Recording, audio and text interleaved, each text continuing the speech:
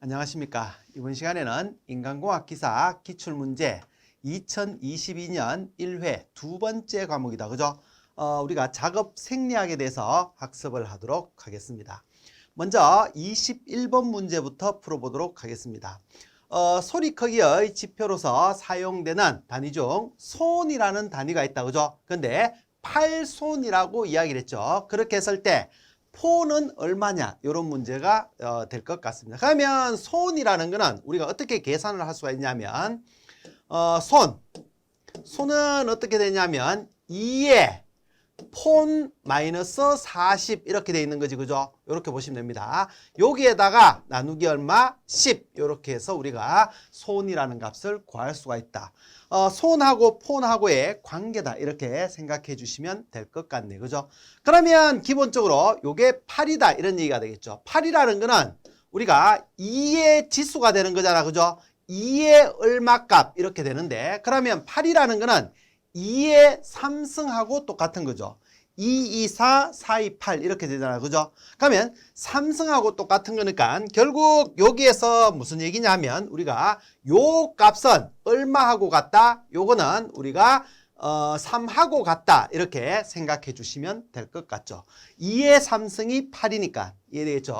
그러면 여기에서 우리가 다시 작성을 한번 해보게 되면 P-40이 돼 있고 요거 나누기 10이라고 돼 있잖아. 그죠? 10. 요 상태에서 요게 3이다라는 얘기는 이거 이쪽으로 보내면 되겠죠. 그러면 P-40은 이렇게 되겠죠. 그러면 10을 곱해주니까 30이 될 것이고, 이거 이쪽으로 넘기게 되면 플러스가 되겠죠. 그러면 P는 얼마다? 우리가 70이다. 이렇게 계산을 할 수가 있을 것 같습니다. 그러면 답은 2번 이렇게 체크를 해주시면 될 것 같네요. 22번째 문제를 한번 보도록 하겠습니다. 22번째 문제는 육체적 작업에서 생기는 우리 몸의 순환기에 대해서 이야기를 하고 있다. 그죠? 요걸 잘 보셔야 됩니다. 순환기라는 거는 뭐하고 관련되어 있는 거죠? 순환기라는 거는 혈액하고 관련되어 있다. 이렇게 생각해 주시면 될 것 같습니다. 알겠죠? 반응에 해당하지 않는 것은 이렇게 돼 있죠.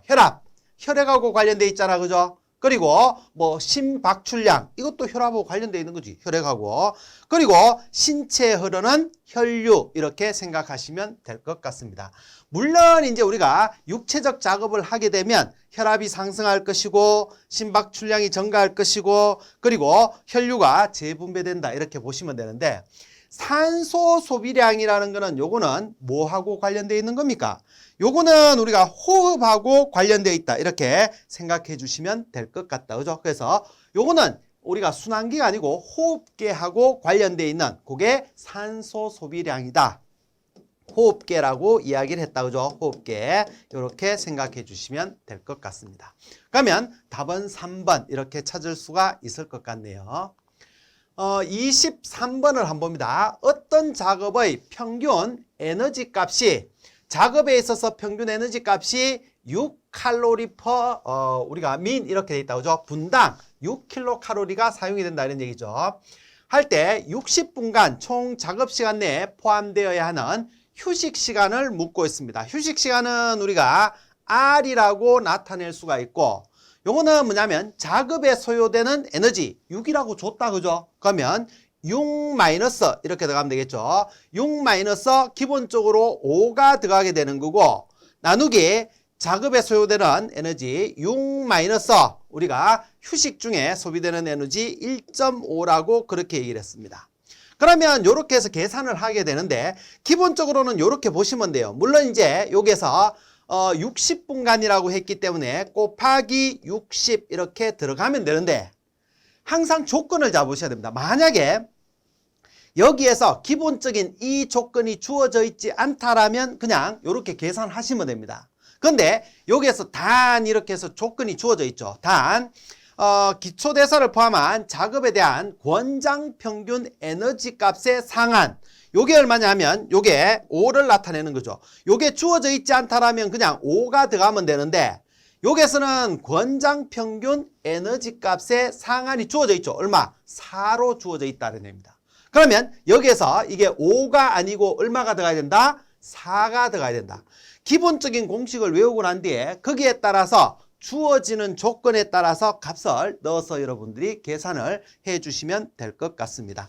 그러면 요걸 다시 적어보게 되면 4가 들어가는 거니까 6-4 이렇게 되겠죠. 나누기 6 마이너스 뭐 여기서 우리가 휴식 중에 에너지 소모량은 별도로 주어진 게 없기 때문에 그대로 1.5가 들어가면 될 것이고, 그리고 여기에다가 60을 곱해주면 우리가 구할 수가 있다. 이렇게 생각해 주시면 될 것 같다. 그죠? 그러면 이렇게 해서 구하게 되면 그 값이 얼마가 나오느냐 하면 26.7 이렇게 해서 구할 수가 있다. 이렇게 생각해 주시면 될 것 같습니다. 그리고 24번 문제를 한번 보도록 합니다. 신체 부위를 움직이지 않으면서 이렇게 돼 있다. 그죠? 어떻게 보면 우리가 정적 자세라고 생각하시면 되겠죠. 고정된 물체에 힘을 가하는 상태의 근력을 의미하는, 이거 우리가 정적인 자세 이렇게 생각하시면 되겠죠. 이걸 갖다 우리가 등척이라고 그렇게 이야기를 했다. 그래서 신체를 움직이지 않으면서 고정된 물체, 뭐 예를 들어서 벽을 민다든지 뭐 이렇게 했을 때 우리가 힘을 가하는 상태의 근력을 등척성이라고 그렇게 이야기를 한다. 이렇게 생각해 주시면 될 것 같다. 그죠?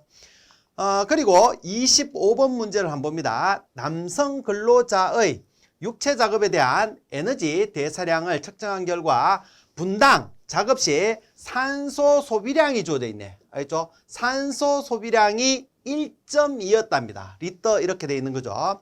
그리고 안정 시 산소 소비량, 요걸 주어져 있는 거죠. 안정 시 산소 소비량이 0.5고, 그리고 기초 대사량, 요게 얼마냐 하면 1.5. 요거는 또 우리가 킬로칼로리라고 그냥 주어져 있다. 그죠? 킬로칼로리라고 이었다면 이 작업에 대한 에너지 대사율 이렇게 돼 있죠. 에너지 대사율은 우리가 RMR이라고 그렇게 나타낼 수가 있고, 요거는 우리가 작업 시 산소 소비량이 있지. 그죠? 산소 소비량으로 주어져 있기 때문에 여기에다가 뭐 우리가 1리터의 산소는 5kcal만큼의 에너지를 발산하게 되는 거죠. 그러면 여기다가 산소 소비량을 주어졌으니까 에너지로 바꾸게 되면 5를 곱해줘야 된다. 그죠? 그러면 1.2 곱하기 5가 되겠죠. 왜? 리터당 5kcal만큼의 에너지가 발생이 되기 때문에 그렇습니다.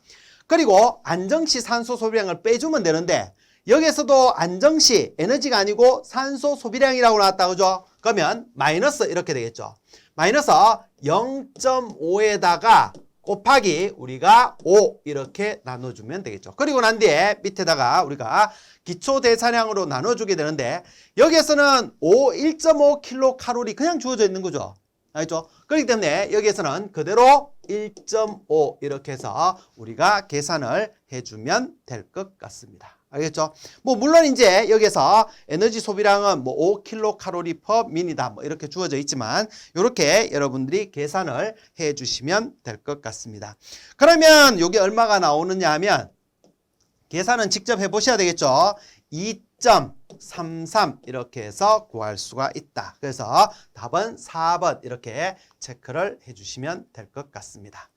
그리고 26번을 봅니다. 26번을 보면 사무실 공기관리 지침상 공기정화시설을 우리가 갖춘 사무실의 시간당 환기회수, 요거는 뭐 시험 문제가 다시 나오면 그대로 나옵니다. 알죠? 그대로 나오기 때문에 그냥 여러분들이 알아뒀다가 바로 체크를 해주시면 될 것 같네요. 그죠? 이런 경우 시간당 환기회수는 4회 이렇게 해서 바로 체크를 할 수 있도록 준비를 해두시면 될 것 같습니다.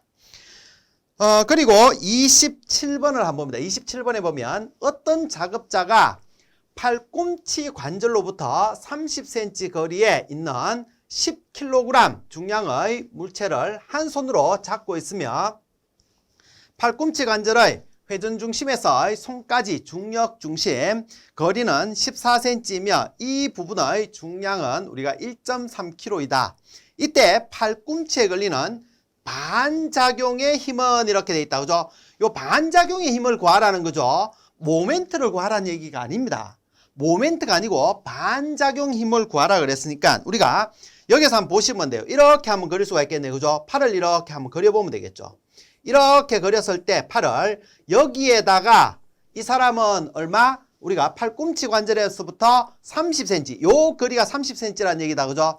거리에 10kg이라고 돼 있죠. 여기에 무게를 들고 있는데 요게 10kg짜리 무게를 들고 있다. 이렇게 생각하시면 될 것 같습니다. 잡고 있으면 팔꿈치 관절의 회전 중심에서 손까지 중력 중심 거리는 14cm이고, 그리고 중량은 요 팔의 무게는 얼마냐면 1.3kg이라는 얘기가 되겠죠.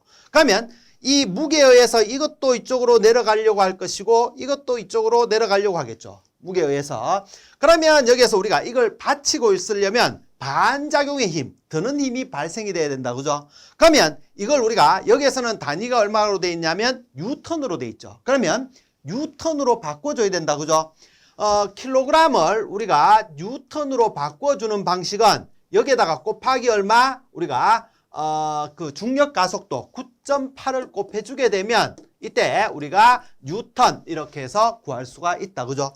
그러면 여기에서 보면 우선은 이 들고 있는 무게 10kg을 계산해주면 10 곱하기 얼마가 되는 거죠? 9.8이 되겠지. 이해되겠죠? 여기에다가 또 팔의 무게도 있다. 그죠? 그러면 1.3 곱하기 9.8 이렇게 계산을 해주면 될 것 같습니다. 그러면 이게 얼마가 나오느냐 하면 이게 계산을 해보면 110.74가 나옵니다. 110입니다. 그죠? 110.74 이렇게 해서 계산을 할 수가 있다. 그러면 답은 3번 이렇게 체크를 하실 수가 있을 것 같고, 요거는 반작용의 힘을 이야기를 하는 겁니다. 근데 요것만 묻는 게 아니고 우리가 가끔 가면 모멘트를 묻는 경우도 있다. 그죠? 모멘트라는 거는 여기서 우리가 팔꿈치에서 발생하는 요 힘들에 의해서 회전력이 일어나는 거죠. 회전력이. 요걸 우리가 모멘트라고 그렇게 얘기를 합니다. 여기서 뭐 우리가 구하라고 얘기를 하진 않았지만, 그러면 모멘트를 한번 구해보면 어떻게 되겠습니까? 모멘트 같은 경우에 모멘트는 뭐냐면 거리하고 관련돼 있다. 그죠? 그러면 뉴턴에다가 그러면 요 10kg에 의해서 발생되는 팔꿈치의 모멘트는 얼마냐면 10 곱하기 9.8에다가 그리고 거리까지 곱해줘야 된다. 그죠? 거리까지 곱해주면 요 손까지 몇 cm라고 했죠? 30cm라고 얘기를 했죠. 근데 30cm인데 우리가 여기에서 계산하는 거는 단위가 메타 단위입니다. 그러면 센티메타를 메타로 바꿔줘야 되겠죠? 그러면 100cm가 1m니까 cm니까 100으로 나눠주면 되겠죠. 그러면 여기에서 우리가 0.3 이렇게 곱하기 해주면 되겠죠. 0.3 이렇게 해주면 될 것이고, 요것만 있는 게 아니고 또 뭐가 있습니까? 팔의 무게가 있지. 그죠? 팔의 무게. 요거에 의해서 모멘트가 발생이 되는데 모멘트는 1.3 곱하기 9.8 이렇게 하면 뉴턴 단위가 될 것이고, 여기에다가 곱하기 요 중심까지의 거리, 요게 얼마냐면 여기에 보시면 우리가 팔꿈치 관절에서 회전 중심에서 손까지의 중력 중심까지 거리 14cm라고 돼 있잖아. 그죠? 14cm라고 돼 있으니까 메타로 바꿔주면 0.14 이렇게 곱해서 구할 수가 있다. 이렇게 생각하시면 됩니다. 그러면 요게 얼마가 나오느냐 하면 이렇게 해서 계산하면 1836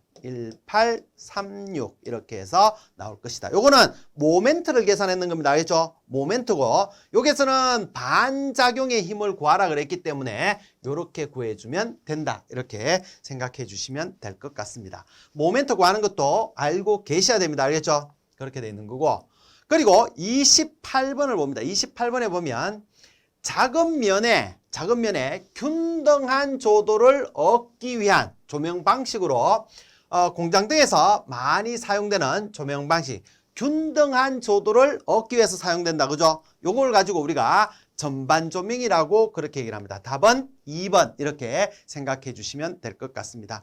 전반 조명이라는 거는 뭐냐면 균등한 조도를 얻기 위해서 일정한 간격으로 여러 개 이렇게 등을 달아서 이제 균등한 조도를 유지할 수 있도록 뭐 그렇게 해주는 이런 방식을 우리가 전반 조명이라고 그렇게 이야기를 한다. 뭐 이렇게 생각해 주시면 될 것 같습니다.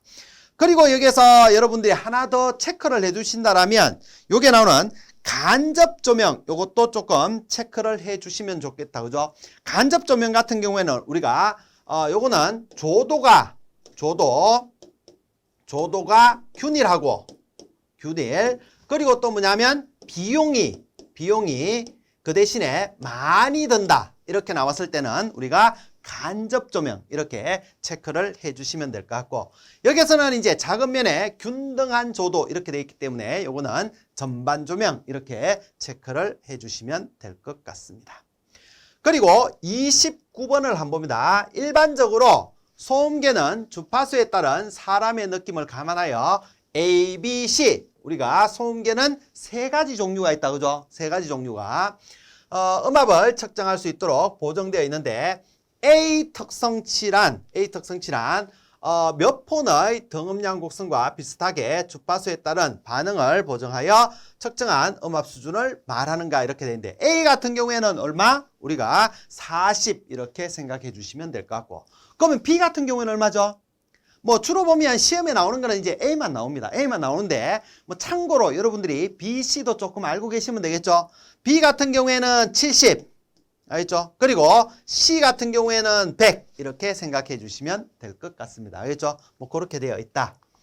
그리고 30번 문제를 한번 봅니다. 30번 문제를 보게 되면 우리가 뇌관에 해당하지 않는 것은 이렇게 되어 있다. 그죠? 뇌관. 우리가 브레인이라고 되어 있으니까 뇌는 어떻게 구성되어 있느냐 하면 여러분들의 뇌, 머리 생각해 보시면 되겠죠. 아마 뭐 어릴 때부터 시작해서 그림으로 많이 보셨을 거예요. 알겠죠? 많이 보셨는데 뇌는 어떻게 되어 있냐면 이렇게 되어 있습니다. 생긴 게 보면 이렇게 되어 있는 거죠. 이렇게. 뭐 그림이 좀 그렇습니다만은 우리가 뇌다라고 생각하고 봐주시기 바랍니다. 알겠죠? 그러면 여기 뒤쪽에 이제 우리가 이게 대뇌죠. 대뇌. 대뇌가 있고, 그리고 여기에 보면 이제 우리가 소뇌가 있습니다. 소뇌. 알겠죠? 소뇌가 있고, 그리고 이렇게 생겼죠. 이렇게 생겨서 여기에서 이제 이렇게 내려가는 이런 형식으로 되어 있는데, 요 부분 우리가 간뇌라는 거는 뭘 나타내느냐 하면 여기서 간뇌라는 거는 뇌줄기라고도 얘기를 합니다. 뇌줄기. 알죠? 뇌줄기는 여기에 보면 우리가 요 부분, 요 앞부분을 보시면 되겠죠? 요 부분을 뭐라고 얘기를 하냐면 요게 있는 요걸 가지고 우리가 중뇌라고 그렇게 얘기를 하는 거. 중뇌. 그리고 그 밑에 뇌교가 있습니다. 뇌교가 있고, 그리고 그 밑에 요 밑에 이제 연수가 있습니다. 연수. 요 세 개를 우리가 뇌간이라고 그렇게 얘기를 하는 거예요. 알죠? 뇌간이라고 그렇게 얘기를 합니다. 그러면 여기에서는 우리가 중뇌, 그리고 뇌교, 그리고 연수, 요 부분이 이제 뇌간, 우리가 뇌줄기라고 얘기를 하고, 간뇌라는 거는 어디 있냐면 요게 있는 거죠. 요게. 알죠? 여기에 있는 요 부분, 우리가 대뇌하고 중뇌하고 사이에 요 듣고 있는 요 부분을 가지고 우리가 간뇌라고 그렇게 얘기를 한다. 그래서 여기에서는 뇌간에 우리가 해당하지 않는 걸 묻고 있기 때문에 답은 1번 이렇게 체크를 해 주시면 될 것 같습니다.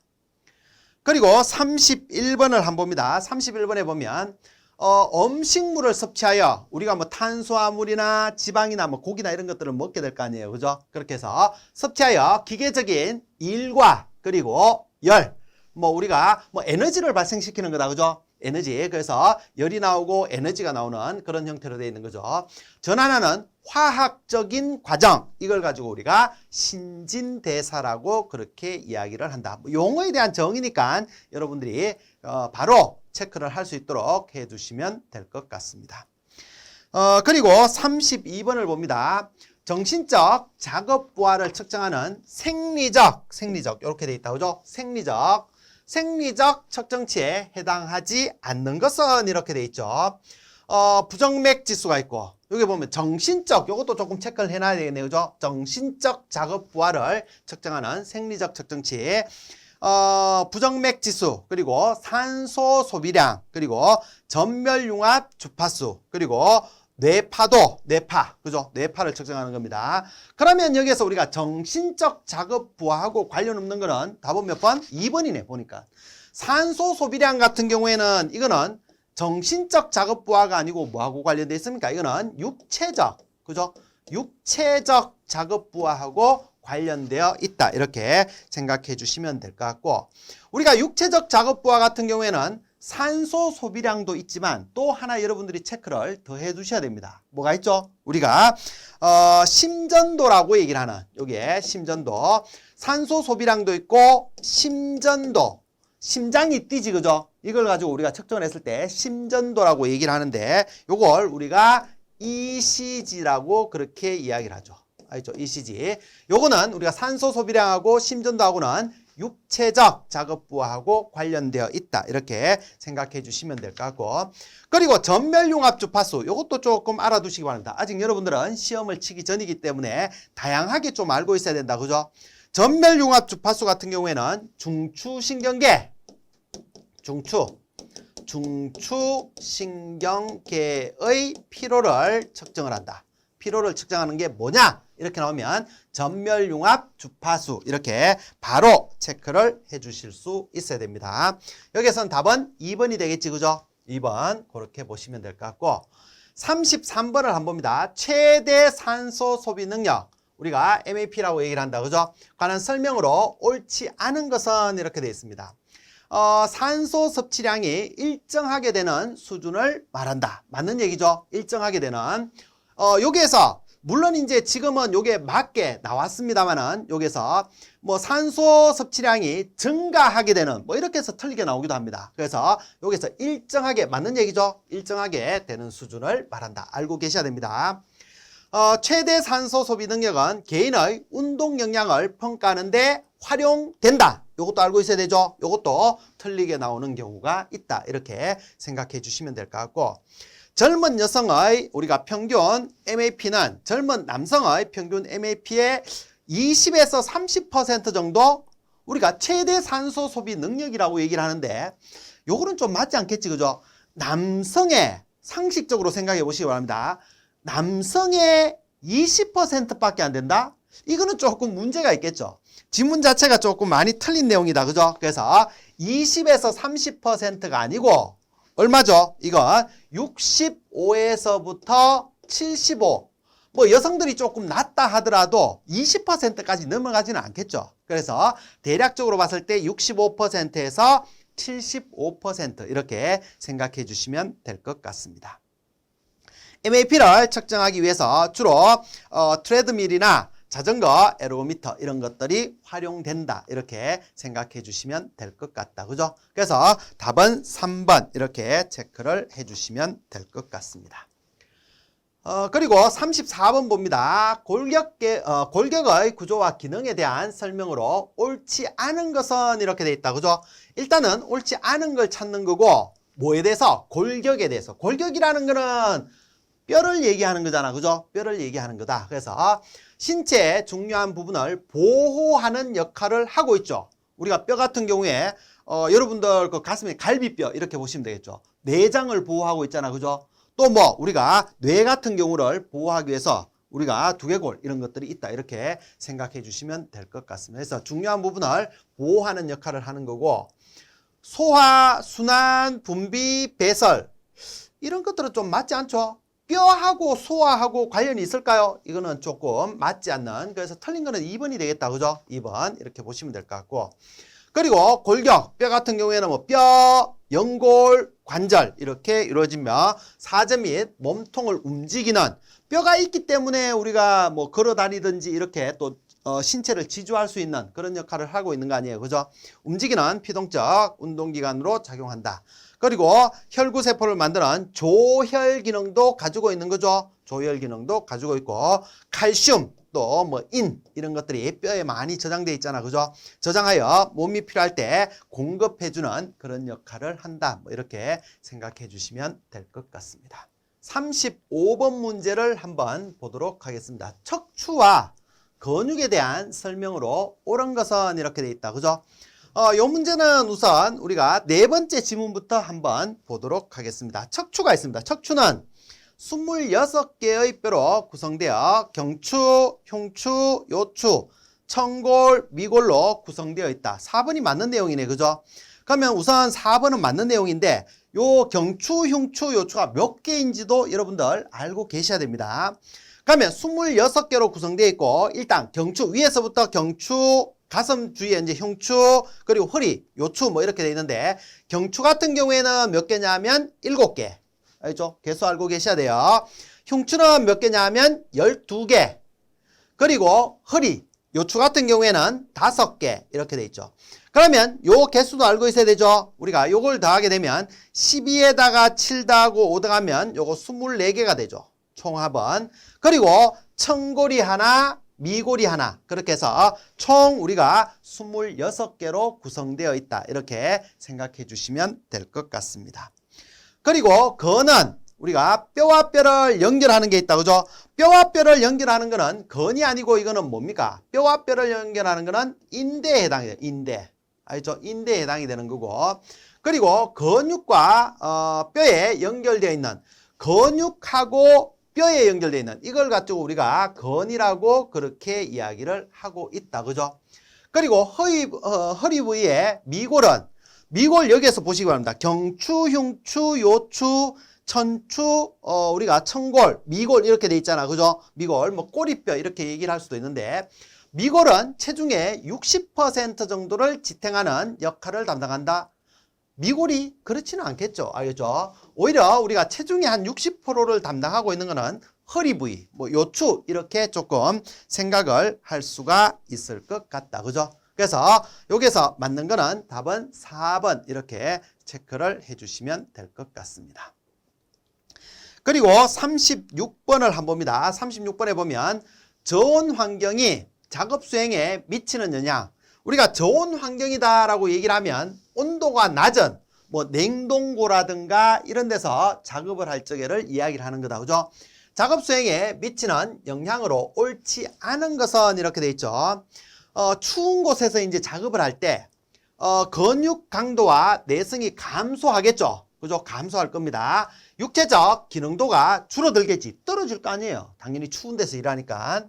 피부 온도의 감소로 수작업, 과업 수행 능력이 당연히 저하되겠죠. 추우니까 손이 제대로 기능을 안 할 수도 있겠다. 그죠? 뭐 그렇게 보시면 될 것 같고. 저온 환경에서는 체내 온도를 유지하기 위해 근육의 대사율이 증가한다. 근육 활동이 활발합니까? 그렇지 않지. 추운 데 있으면 우리가 웅크리고 있어야 되잖아. 그죠? 그래서 틀린 거는 답은 3번 이렇게 체크를 해 주시면 될 것 같고 저온은 말초운동신경의 신경전도 속도를 감소시키게 되겠죠. 그래서 답은 3번 이렇게 생각해 주시면 될 것 같습니다. 37번 문제를 한번 보도록 합니다. 37번은 근육피로입니다. 근육이 피곤해지는 거죠. 근육피로. 1차적 원인으로 옳은 것은 근육이 피로를 느끼는 것은 뭐 때문에? 우리가 젖산이 축적되기 때문에 그렇다. 이렇게 생각해 주시면 될 것 같네요. 그죠? 뭐 요거는 쉽게 여러분들이 바로 맞출 수 있는 그런 내용이 될 것 같습니다. 알겠죠? 그리고 38번을 봅니다. 38번을 보게 되면 산소 소비량과 에너지 대사를 설명한 것으로 옳지 않은 것은 이렇게 돼 있죠. 산소 소비량은 에너지 소비량과 선형적인 관계를 가진다. 산소 소비량이 증가한다는 것은 육체적 부하가 증가한다. 당연히 육체 부하가 증가하니까 우리가 산소를 많이 공급을 해야 될 거 아니에요. 그죠? 그래서 증가한다는 것이고 에너지가의 계산에는 2kcal의 에너지 생성에 1리터의 산소가 소모되는 관계를 이용한다. 이거 틀린 거죠? 우리가 1리터의 산소는 에너지를 얼마나 발생시킨다 그랬죠? 5kcal라 그랬지. 알죠? 5kcal만큼의 에너지를 난다. 그래서 2가 아니고 5가 들어가야 되는 그런 내용이었습니다. 옳지 않은 거는 3번 이렇게 체크를 하시면 되겠네요. 산소 소비량은 육체 활동에 요구되는 에너지 대사량을 활동 시에 소비된 산소량으로 간접적으로 측정하는 것이다. 뭐 그렇게 생각해 주시면 될 것 같습니다.